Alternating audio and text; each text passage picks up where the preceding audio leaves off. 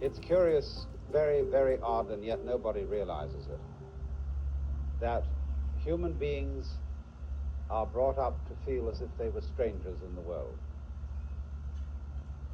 We are given a sense of our own existence that is in flat contradiction to the facts of nature. Although, in its own way, there is something natural about that, because nothing can happen at all that is not in some way connected with an elaborate scheme, not a scheme that, as it were, had a plan in mind, but nevertheless a scheme that is musical in its nature.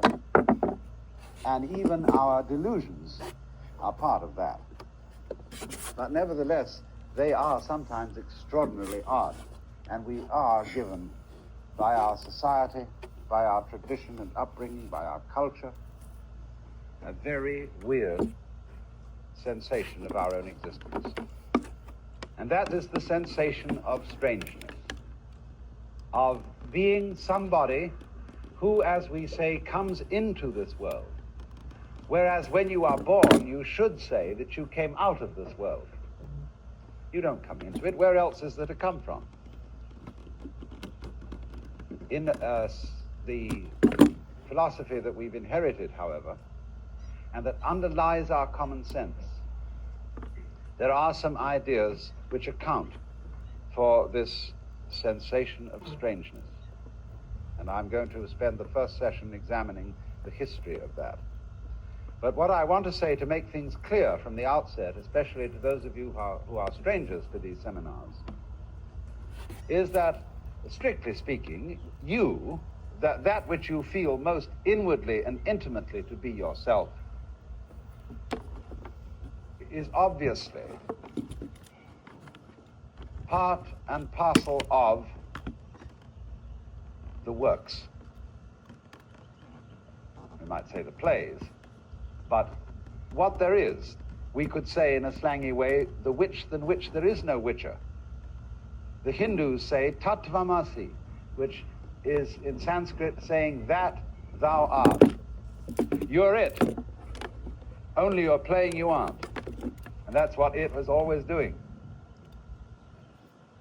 But basically, never fear. What is absolutely central and fundamental to you is what the Christians might call God or the Godhead, and you're pretending you aren't. And you're pretending very cleverly, so that the illusion is extraordinarily convincing. Or if we put it in terms that do not require these, what we today call mythological concepts of God or Brahman or whatever, we can simply say that every individual is what the total cosmos is doing at a place called here and now, or a place called I. I is a pronoun of position, like this, here, so on. And so that's the way things actually work. And anyone can see it, and it can be proved to the satisfaction of anybody by purely physical evidence. Only we are trained to feel the exact opposite. See, that we are little creatures sort of looking over our shoulders and wondering where the hell we are and what's going to happen next. And that this isn't our arrangement at all, and that we're caught in a great cosmic trap.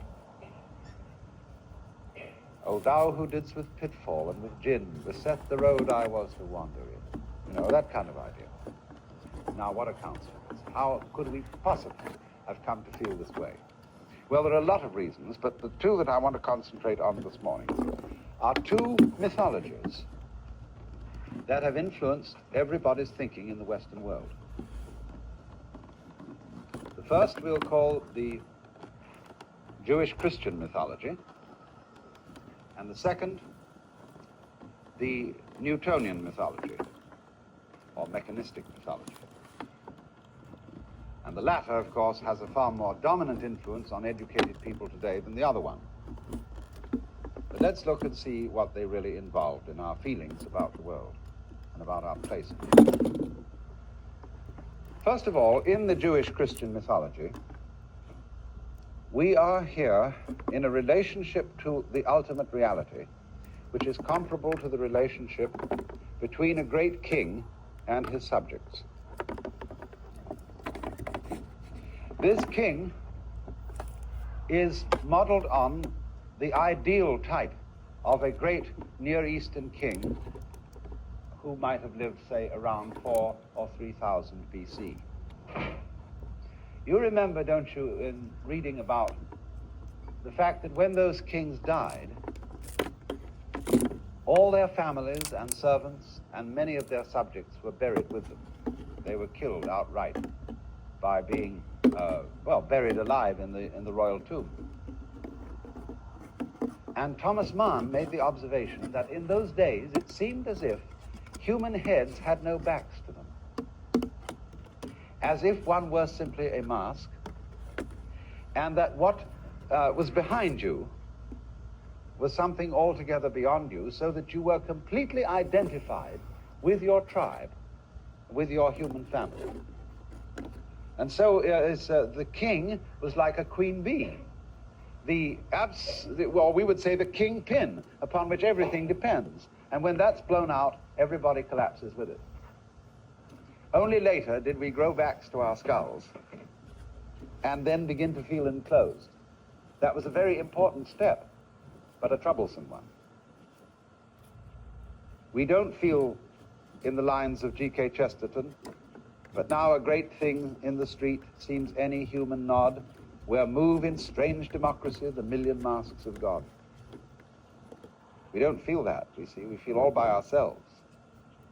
But we can get it back, this sensation of being absolutely one with the whole, and at the same time retain everything that we have won by the development of Western-style personality, the ego. So then, this model of the world, based on the idea that we are all subjects of the divine king, was, you might say, a political model based on the organization of the great city-states of the ancient Near East. And that image, you see, has absolutely haunted Western man throughout his whole development, because he has felt that he is in this universe on probation, on sufferance. He doesn't quite belong here because there's this great, big, giant spirit who's saying to him, now you watch out. You're just a miserable little worm, and I evoked you here out of nothing. Of course I love you because I am love. I'm a very good father, and everything that I do, however much it hurts, is for your good. But you watch out, and don't you dare look me in the eye. So everybody does this. See? All those customs where the ruler is faced this way with head down, and so no looking at him directly, is based on this mythology. And of course it's based too on some political facts, because when a big man does attain to eminence, everybody is against him secretly. They hate him for it. So he has to be surrounded with guards and secret police. And people all lie with their faces on the floor so that they're in a position where they can't attack. That's the whole idea. And that's why in the royal court, the throne has its back to the wall. There is nothing behind the throne. There are just guards on either side who can be watched a little. You see? So in a church, when the altar or the episcopal throne is right with its back to the wall, this really indicates a situation of fear. But if I'm not afraid of you, I shouldn't really have my back to the wall at all here in this situation. Only rooms are designed, our whole architecture, following the design of original courthouses, is made that way.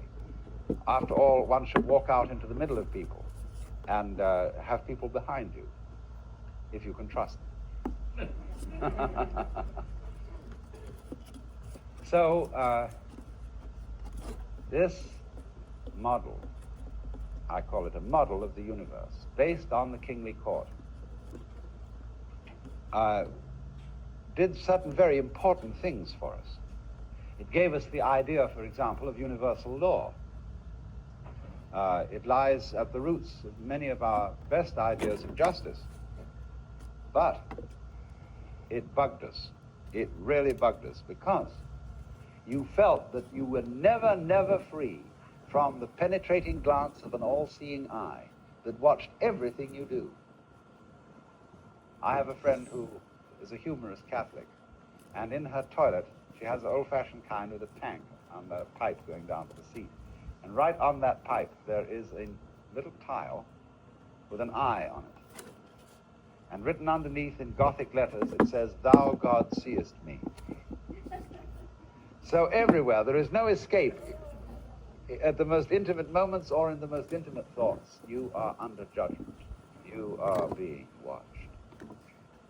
Big Father is watching you see.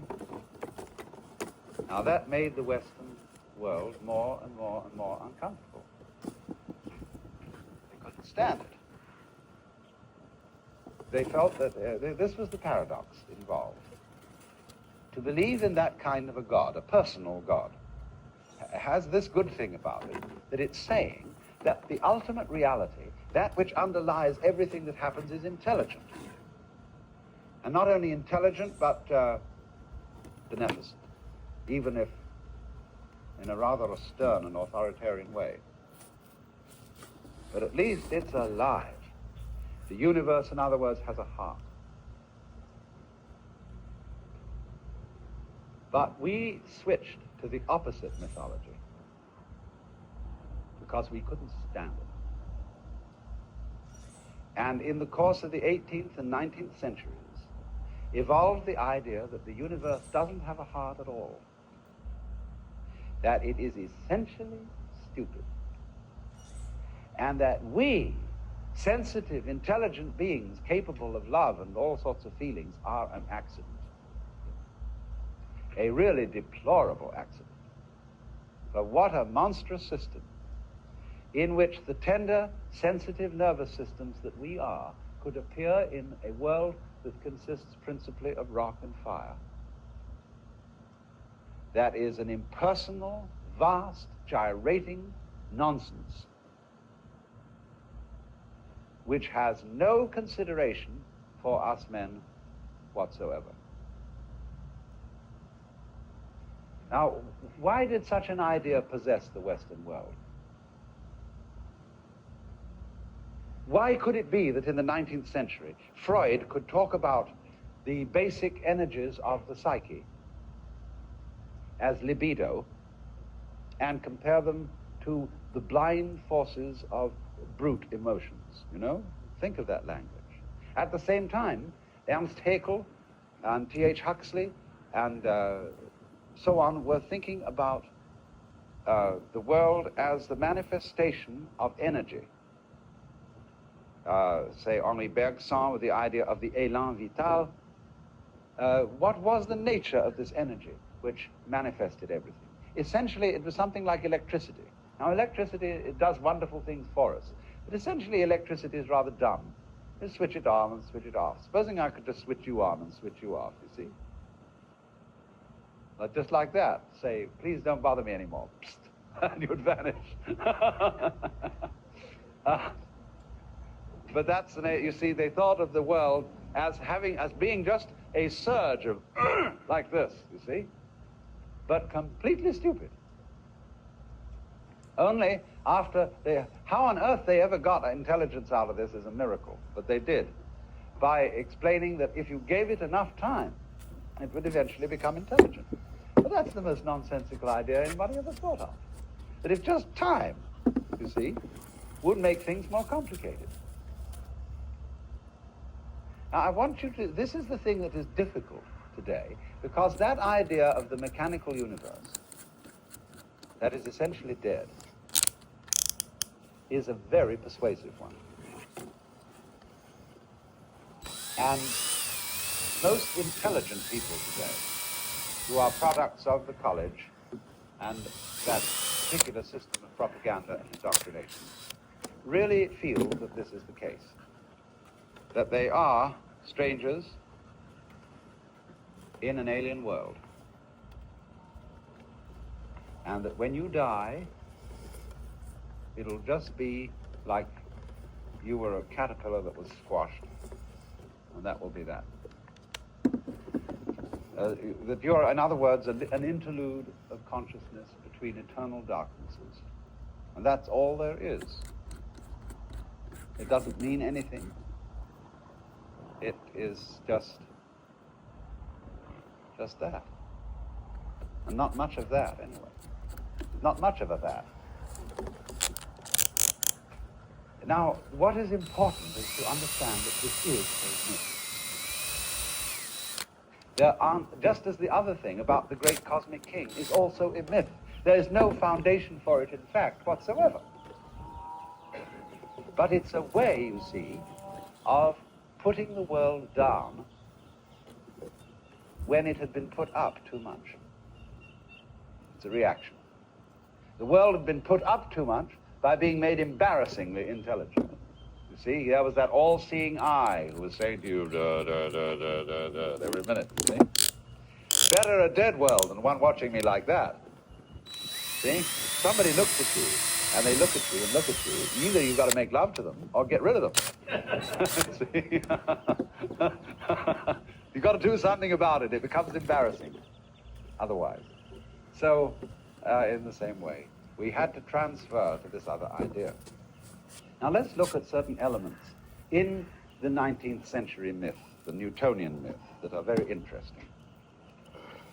First of all, let's consider what it says about the nature of human consciousness, of the mind, of being aware. It has generally said there really is no such thing as a mind. What we call mind and life is a kind of scum that grows after a long time on the top of rocks.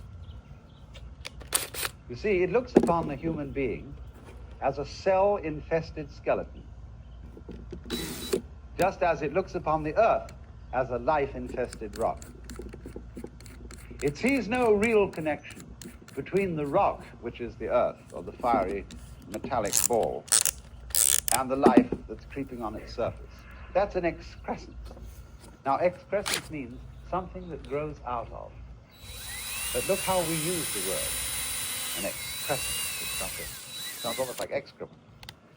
We use it in a deprecatory way. And you've got to watch very much how people use words and the tone of voice they put into them, because that shows you what game they're playing. So when they say life is an excrescence, or they got another word they had at those times, an epiphenomenon, a mere epiphenomenon. Note the word mere. That word does more damage in philosophy than any other one I know. It's merely energy, you know? You are, all's the matter with you is you're merely nervous, you know, something like that.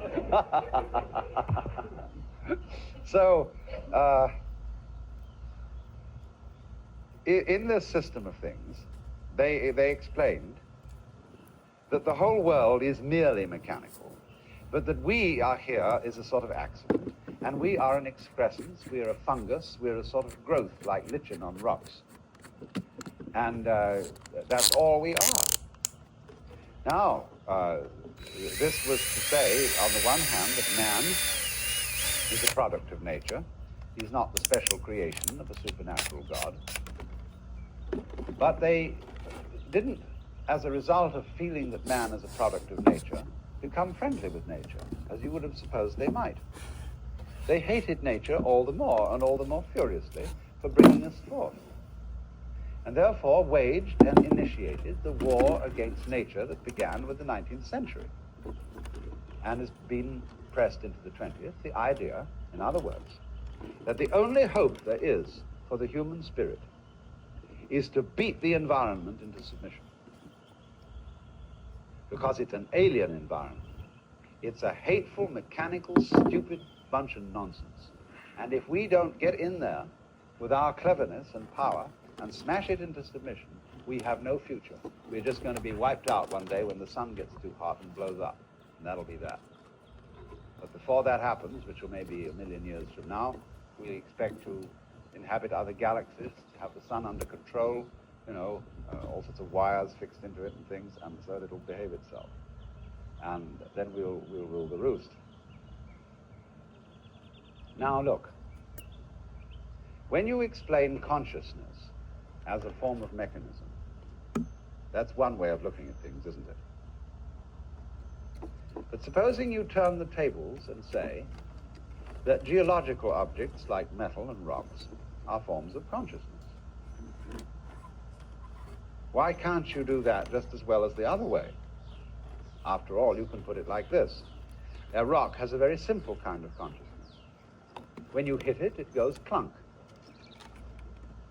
And that clunk is a very primitive conscious response. A human being has all that jello, a very complex organization inside his skull. And so when you hit the human being, the most extraordinary things happen. But a rock only goes clunk, but that is a simple, honest response. And the rock vibrates all the way through, and vibration is a very elementary form of consciousness. After all consciousness is complicated vibrations. So look upon the rock as a living being. Why not? So that you get a spectrum of consciousness in which, shall we say, at the red end of the spectrum, where we have a terrific hot activity going on, that's the human mind. At the violet end of the spectrum, where things are pretty cool, that's the rock. And but it's all in one world. You don't have to have a world in which mind is divided from body. You just have a world which is all one sort of continuum, but it's a spectrum where you've got what you might call a gross end and a subtle end. And you must be careful of using a word like gross, unless you're using it in German. You see? Gross in English is a put-down word. You've got to be very careful of loaded semantic words. So you see what happened. The people who want to say about existence, hooray, it's a great affair, will put the emphasis on the conscious end of the spectrum and say that is the thing that's great. The people who want to say, oh, phooey, that life is a drag, they'll put the emphasis on the so-called material end of the spectrum and try to make out that really it all reduces to that end, whereas the other people will want to say, but it all reduces to the other end. Now you see, these two schools of thought are people playing different roles. One person is playing the role that he's tough, that he faces facts, and life isn't a pretty business at all. It's a ghastly trap. And what is needed in that is courage. See? Courage or suicide. One or the other. Whereas the person playing the other role is wanting to say, now, come on, look here. Is this really a trap? Is it so awful? You know? Supposing it isn't that awful. Supposing it's playing at being awful. And sometimes is awful pretty successfully by way of being a play. But fundamentally, would it be here at all if it wasn't worth being here? I mean, as we say, the game must be worth the candle. Doesn't it astonish you sometimes that there is something rather than nothing at all? I mean, really, that is a flabbergasting thought.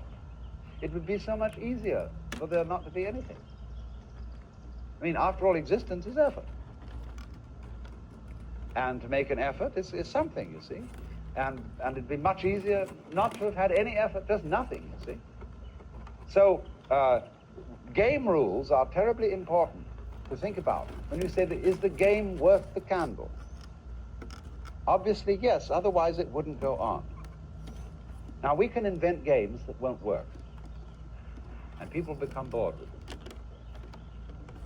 them. As I've said before, tic-tac-toe really isn't a very good game, because it reduces itself to tossing coins. Who gets to start first? Anyone who starts tic-tac-toe first can win it. So you may as well just reduce it to coin tossing. But in coin tossing, there's no skill. There is no, there is randomness, yes, because we don't ever know at any point which place is going to turn up, but we do know that within 500 plays, it will distribute itself equally between heads and tails, or will tend to do so. But we never know at any moment which one it's going to be. Well, that's not very interesting. Now, you see, when you play cards, you shuffle the deck and you create disorder. And the object of the game is to play certain orders against that disorder. Take solitaire, where you shuffle the deck and you're going to arrange it, a row of cards, and then you're going to put them in order, say alternating red and black, running down the value scale in 4 rows until you've got the 4 suits, if it comes out. But that's what you're playing. Now, look at this. If it comes out every time you do it, you'll give the game up. You say, well, that's no longer interesting. If it never comes out, you'll give the game up because you say it's too difficult, I can't do it, or there's something impossible about it. But if it teases you by coming out every so often, but not too much, then you think it's a good game. Now, you see, in these motivations in the human head that we feel about things like games, these aren't what some people call purely man-made ideas projected onto the world. You must understand that our feelings are symptoms of nature itself. See, your brain is something in and of the external world. From my point of view, I'm looking at a world outside me, but that includes you, and your world outside you includes me. I am something in your external world just as much as the sun, the moon, and the stars. And you are to me. So we're all out there. Or if you want to say it, it's all in here. It doesn't make any difference which way you put it. You've been listening to Alan Watts in another offering from the Being in the Way podcast. I hope you'll visit us at alanwatts.org, and there you'll find a great selection of recordings, including previews from our new streaming channel, along with biographic materials and links to these podcasts in video form. This program has been produced in conjunction with the Ram Dass Be Here Now podcast network, and our theme music is by Zakir Hussain, courtesy of Moment Records. For more offerings by Moment, please visit momentrecords.com. This is Mark Watts. Thank you for listening.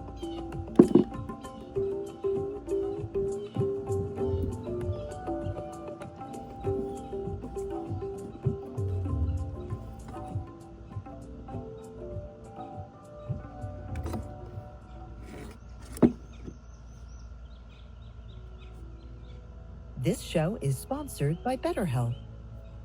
Throughout the years, there's been a stigma in our society around seeking help for our mental health. And while mental health awareness is growing,